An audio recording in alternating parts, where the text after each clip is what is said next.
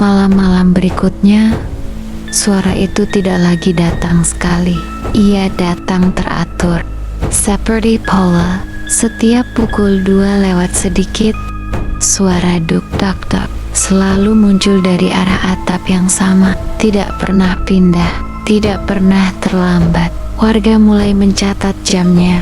Beberapa bahkan berani merekam. Tapi anehnya, setiap kali suara terdengar, kamera ponsel mereka tiba-tiba gelap, seperti kehilangan sinyal. Padahal baterai masih penuh. Salah satu warga tua akhirnya bicara. Dengan suara pelan, ia bilang suara itu bukan langkah, melainkan lompat. Ada jenis pocong yang tidak bisa berjalan karena ikatan kafannya terlalu kuat.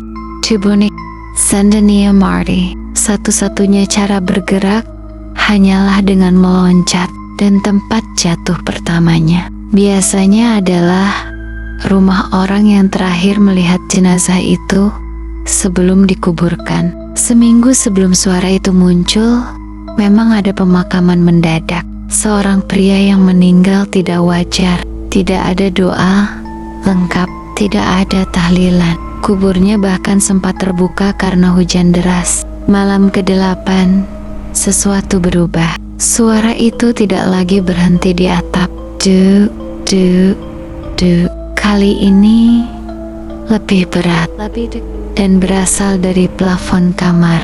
Debu berjatuhan, retakan tipis muncul di sudut langit-langit, dan bau tanah basah mulai menyebar. Seperti habis hujan di pemakaman, pemilik rumah berdiri kaku. Ia tidak berani menoleh ke atas karena ia tahu kalau ia melihat, sesuatu akan turun. Keesokan paginya, di atap rumah itu ditemukan jejak aneh. Bukan jejak kaki, bukan juga tangan, melainkan bekas kain kafan basah tercetak jelas di genteng, lengkap dengan noda tanah dan bau busuk yang tidak bisa hilang meski sudah disiram air. Berkeley. Malam berikutnya, suara itu terdengar lagi, namun hanya satu kali. Dak. Lalu Sunny, dan sejak malam itu, suara tidak pernah terdengar lagi. Bukan karena pocong itu pergi, tapi karena tidak ada lagi yang berani tinggal di rumah itu. Beberapa bulan kemudian, rumah tersebut dijual murah.